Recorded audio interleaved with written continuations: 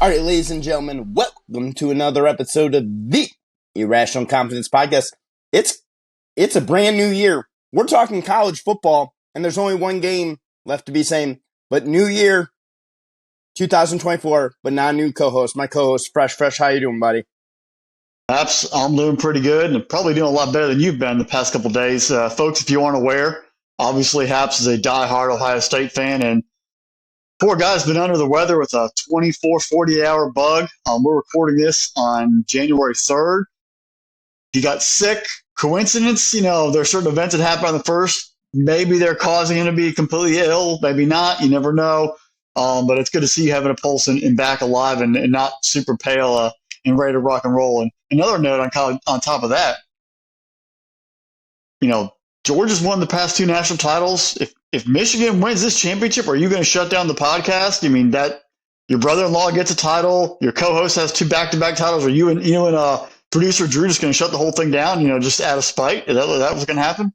I'm going to start charging my friends for national titles then. That's what I'm going to start doing. We just need our people. Yes, folks, in case you weren't aware, I have not only been under the weather, I do have my hot tea with me right now, but woke up for the first 2 days of this new year of 2024 with either being thrown up upon and or doing it myself, and know that it's not because of joyous parties on New Year's Eve. That's the life of having young children. So, all right, Fresh. I don't know if the people want to hear about the shenanigans that are going on in the domesticated life of Haps here. So we got a football game to talk about. Heck of a semifinal for the college football playoff. Both games, last 2 years, both of our semifinal games have been phenomenal. Both of the games came down to the last minute. One going in the overtime in the Rose Bowl there. We got the Michigan Wolverines, and we got the Washington Huskies. I am kicking myself for not going with my heart, because I really, really wanted to pick the Huskies. That was what my heart was telling me. And I went with Texas in that game. Right now, at time of record, folks, the spread is at 4.5 favoring the Wolverines. Over-under is set at 55.5 in this game here. We're going into a heck of a football game here, Fresh. This game is going to be one heck of a barn burner. Played on Monday night, 7:30. What you got for me, Fresh? Well, I think first off, look back at the Rose Bowl.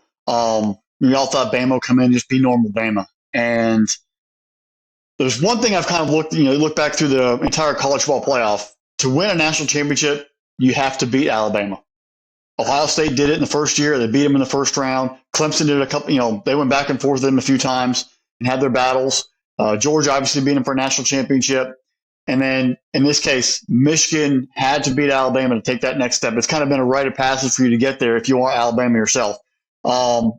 And what also the reason how you can beat Alabama is you have to own the line of scrimmage on both sides, and that's what Michigan did. They absolutely dominated the offensive and defensive line. They were in the backfield all night, all day long, especially the 5 sacks in the first half. If it wasn't for their special teams, they probably would have blown Alabama out, and that's a fact. It's kind of funny. We already had one, Big Ten head coach fire his son for being terrible. Will Harbaugh fire his son Jay, the special teams coordinator? We'll see about that happening here in the future. But the way Michigan played with determination, resiliency, toughness, and they were together, and they played probably the best game I've ever seen in recent memory, outside of I think Georgia beating Alabama a couple of years ago.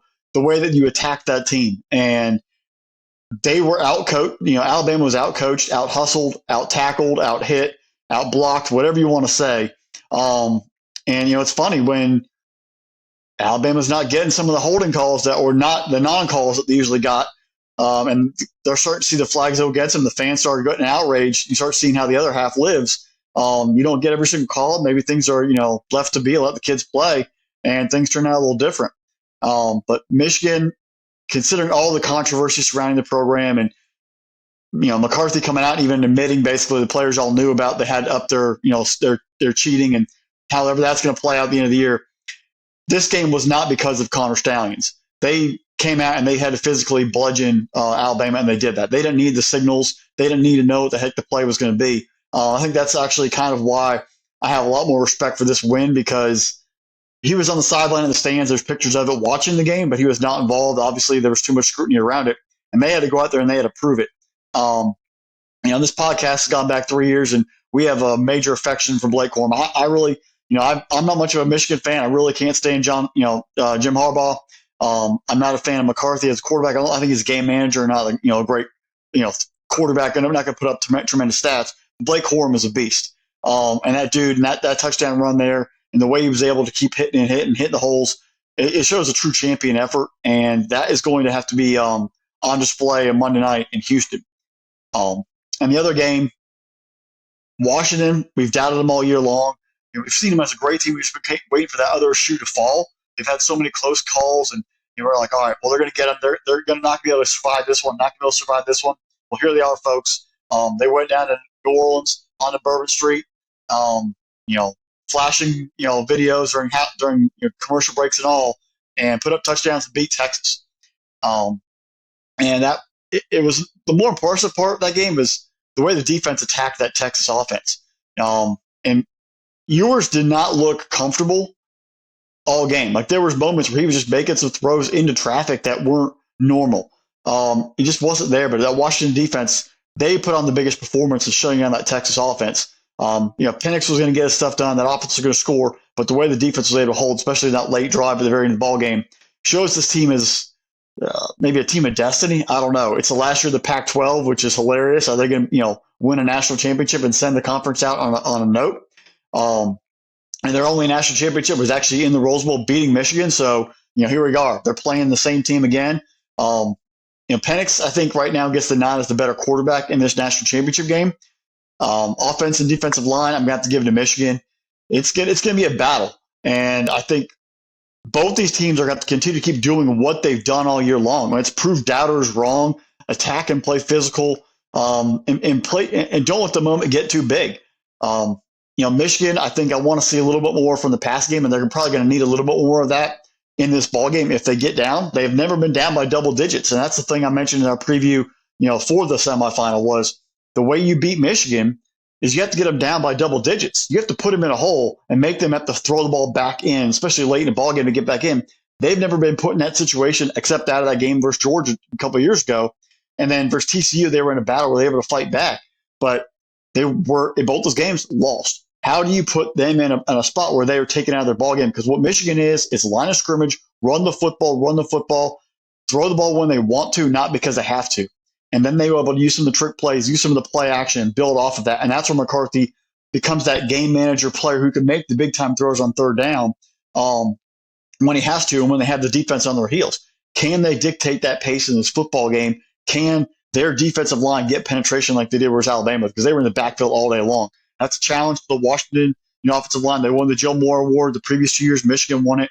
Which of these offensive lines can stand tall? But can that Michigan defense keep attacking? They had that pressure. We're going here to beat an SEC football team. Well, now you got to go ahead. You got to stand up and play against Washington, who is a bunch of talent. I think they're very underrated. People still don't believe in them, and they're out there in the Pacific Northwest. And everyone thought Oregon was going to beat them, twice. Never did. Here they are. They definitely have the advantage from a receiver perspective. That trio of Washington receivers is going to really test that Michigan secondary and how they're going to have to adjust their scheme. They haven't faced it outside of Ohio State, this kind of a passing attack, this kind of an offense. And I'm not saying this year's Ohio State as much because McCord was limited a little bit. I'm looking at last year and the year before when that passing attack for Ohio State was there and that Michigan defense and that philosophy was able to shut them down. How will that correlate in this football game? That pass rush is definitely going to have an impact and really get up to Penix Jr. to shorten up that coverage time in the secondary. Because if they have time back there, Penix will pick them apart like he does Texas and has done everybody else. I think this is going to be a very interesting battle where people are going to tune in because it's not the SEC. It's not Clemson playing. It's Michigan, it's Washington, two teams that are finally there. It gives maybe a breath of fresh air to most people. So I got a feeling ratings are going to be through the roof. And it's going to be one of those games where I'm really happy it's a 7:30 Eastern start and not a 9 o'clock kick or a 9:15 like the Sugar Bowl was. And it was 11:15, 11:30 coming back from the locker room at halftime. These games can't be so late. So having a 7:30, give everyone a chance to really watch and enjoy and probably get a good 3.5, 4 hour spectacle. Will which team can ride their destiny and keep playing at a high level and keep the storybook going. It's going to be, I think where this is going to write itself. People are talking about 30 for 30s. Which of these teams, which of these programs will have that 30 for 30 that will end with a national title in Houston?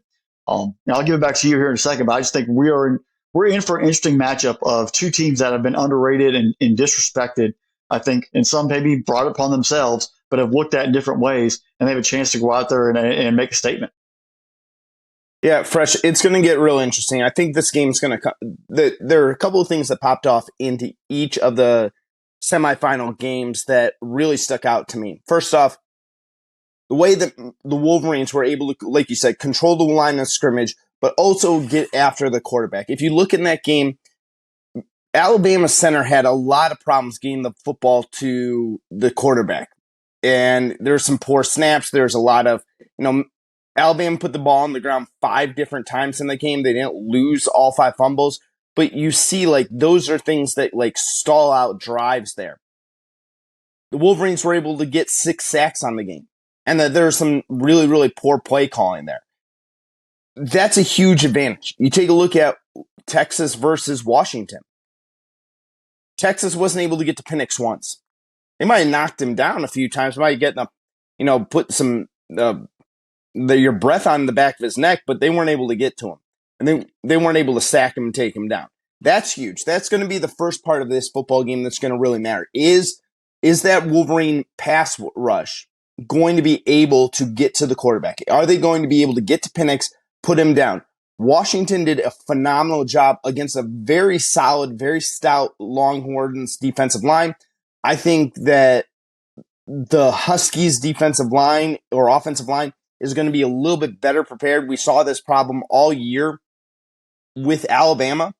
They struggled at times to really protect the quarterback. They struggled at times to get good snaps off. You go back and turn on the Auburn tape. You see it sometimes over there. That's the first key. The second key for Washington for me is, you take a look at Quinn Ewers' number. He passed for under 55% passing in that game. I mean, yeah, he made some errant throws. He was off the target, but that's also really good coverage from the Washington defense. If you're able to load up the box, if you're able to get Corum down and put the Wolverines into passing situations, does McCarthy get the jitters? He made some great throws. He made some big time throws in the Rose Bowl. It's not saying they can't. The kid definitely has the talent to do that. And that even goes back to, you say person's a game manager. That always isn't a bad thing. There are certain Super Bowls where Tom Brady had to be a game manager. That's what a game manager does, though. When it is 3rd and 5 and you're at the 50-yard line and you need that drive to continue to go, either to eat clock or to get yourself into field goal range because you're down by a point. That's what a game manager does. He hits those throws. If they make those throws, then I feel this is going to be great for the Wolverines. I think you're spot on, Fresh. It's going to really come down to Blake Corum. I think if Blake Corum hits the century mark in this football game, I think it's going to go the Wolverines' way. On the other side, though, I went back and I looked at this. 2 closest games. Fresh, can you guess the 2 closest games the Wolverines had during the regular season? One is to Ohio State. The other one, Maryland. Maryland is correct. What do those 2 teams have in common? Mobile quarterback or a quarterback who can throw. Top 2 passing offenses in the Big Ten.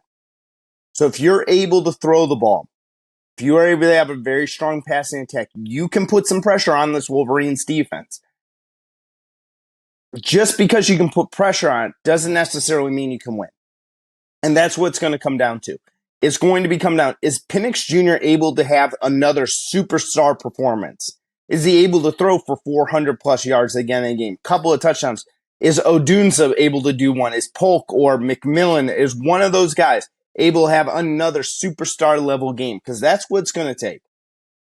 The Wolverines, they're more of a team mentality. They are going to bludgeon you to death. They are going to run the football. They are going to say, we're going to beat you on the line of scrimmage on the defensive side. And we're going to get pressure up the middle to get pressure in the quarterback's face. And we're going to get after you in the secondary. Or is it going to be the Washington Huskies that are going to be able to handle that pressure, know that's coming, and be able to throw the football all over the field again? This is going to be really, really close. I love the 3.5, 4-point range right there with this football game. I think this is going to come down to. I don't think either team is going to be out of this football game. Do I think Washington's going to put up 45 points in this football game? No, I don't. Do I think Michigan is going to be able to win by only putting up 20 points in regulation? No, I don't. So somewhere in the middle of that is where this game is going to come down to it. It's got to come down to who's going to make the big time play.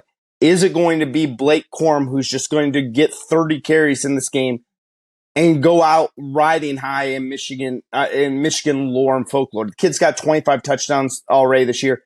I would put him in the pantheon of great Michigan running backs there. Or is it Penix, who has this wonderful story starting out at Indiana, going through the injuries, going through the transfer, coming back one more year? What story is going to play out? And I think that's where we all get really invested in enjoying this whole process here, because that's what the game is going to come down to. Which story do we want to tell? Which one will live in forever with it? And the best thing too with this, Fresh, no matter what, next year, reigning national champion is going to be coming out of the Big Ten. No matter what, doesn't matter. Well, I think there's a funny thing where ESPN or ESPNU, they're going to have to, during the summer, they're going to have to show the replay of the national title game. In lieu of all the controversy in the Big Ten hating on the ESPN product and that sort of thing, it's just going to be the irony of the whole situation. Oh, it's going to be fantastic. It'll be funny. It'll be fantastic. Will the Big Ten immediately, as of July 1, is going to take credit for a national championship if Washington wins? Even though technically weren't part of it, but hey, Pac-12, you had your chance, and you're going to get the whole potentially a national title for what? 5.5 months, maybe almost 6 months, barely. So, way to go out as the conference of champions, though. They haven't won a championship of true note in that conference in a while. So that'd be something to really hang their hat on. All right, Fresh, who you got? Well, I think I'm gonna throw out Washington's offense versus Michigan defense, because that's a battle of two Goliaths right there.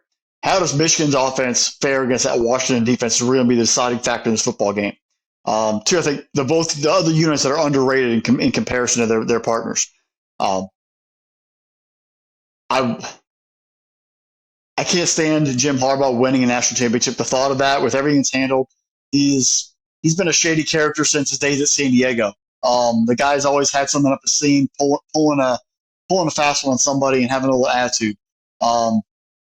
That's why I want Washington to win, but Michigan is going to win this football game because we've said it forever. The line of scrimmage and the toughness are going to play a big deal. They are going to own the line of scrimmage and that pass rush and that determination of the offensive line, getting holes open for Edwards and Corum and keeping J.J. McCarthy protected and allowing him to have some easy throws is going to be the deciding factor. They're going to slow the game down. And they're going to keep Penix Jr. and that high-powered offense on the sideline. That's going to be their best defense, by running the football, slowing the game down, muddling it up a little bit. They've been able to beat high-powered offense. Like I mentioned, they beat Ohio State in the past 3 years. They can slow down multiple receivers, especially talented offenses with that philosophy, and that's exactly what they're going to do here. They're going to make it ugly because they don't care if it's 6-3 final. As long as they win a national championship, they win a national championship. Whether it gets taken away later, that's a different story. My heart says Washington, but the fact is Michigan will win this national championship. And I'm going to say Blake Corum is the MVP. Fresh, I'm in the exact same spot as you. When we did our preview for the semifinal games, I said that my head was saying Texas, my heart was saying Washington. When we get to the national title game, my head is saying the Wolverines, my heart is saying the Huskies. And I thought long and hard about this. I really did. And it wasn't until later on today, I was doing some stuff outside, and a song from the 80s came on and told me, listen to my heart. When it's calling to you, Fresh. I'm going with my heart on this one. I'm going with the Huskies in this football game. I I don't know why. Everything on paper, you're right. Everything on paper is saying the Wolverines. When you own the line of scrimmage, you should win the football game. Absolutely. When you own the defensive and the offensive line of scrimmage, you should win the football game. But sometimes the heart doesn't make sense. That's what happens No, it when you does fall in not. love. So, listen, I've been showing all sorts of love to Michael Penix Jr. all year long. I'm not going to waver on that just because of, and this isn't personal because, like I said, everything upstairs, what I know about football and college football and these type of games, everything's telling me to pick the Wolverines in this one. But I'm not going to it. I'm listening to my heart, just like the 80s song says. I'm going Huskies in an upset here. They're going to end the Pac-12 and go out on a high note, and we're going to celebrate a great year from them. Well, it's kind of weird because in both the Oregon games, I picked against Washington, took Oregon. Obviously, I took Ohio State to beat Michigan. I've been wrong in most of those big games. I took Alabama to beat Michigan. I was wrong. So both I've been wrong. I picked against both these teams all year long in big games. So one of them is going to, fare well in my picking against them or finally catch, the right side of it. But these two teams have proved a lot of people wrong for different reasons. They've been very resilient. They continue to keep surviving. And in the end, this year being a 14 playoff, going forward being a 12-team playoff next year, it's all about survive in advance mode. Nobody cares about how pretty the win was once you get in the playoff. It's like the NFL. If you win by a point, it doesn't matter if it's 1 point or 1,000 points. You win, you survive, and you advance and move on. That's all you have to do in this national championship game is just win it. Nobody cares how pretty it is as long as you get the W. Yeah. By an inch or a mile, win is a win, my man. Fast and furious. All right, Yep. Fresh. It's been a heck of a run here. Heck of a season. Can't believe we're already to this point. We're to national title game. Like I said, 2024, we're going to bring you a bunch of great new content. So make sure you hit that subscribe button up there. Hit the notification bell. Get notified every single time we drop a new episode. Guys, we're going to keep going. We're going to keep doing more episodes as we go along. We'll go into the NFL, break down the NFL playoffs. We'll break down the NFL draft. Special thanks to our producer, Drew. Without him, none of this is possible. Make sure you're checking out spinablesports.com. Yep, that's spinablesports.com. Because the Irrational Confidence Podcast is part of spinablesports.com. So make sure you check out, like, subscribe wherever you get your podcast from. Leave us that 5-star review because you guys know, Fresh and I, we're those 5-star prospects. Heck, it's been a heck of a year, Fresh. We ended on a high note. Let's see. 2024 is going to bring us a lot of fun on this one. So It'll bring me 63 reasons to be fun. But 2024 is still loaded with a lot of stuff. I'm looking forward to the draft, the NFL playoffs, and then we'll dive into it over the summer for next year. But good times as always, buddy. And football is just getting better and better every single week. With that, folks, continue to keep tuning in. Tell us how dumb we are, how smart we are. Join the stuff. Follow us along on all of our stuff. And we'll talk to y'all later. Bye, y'all.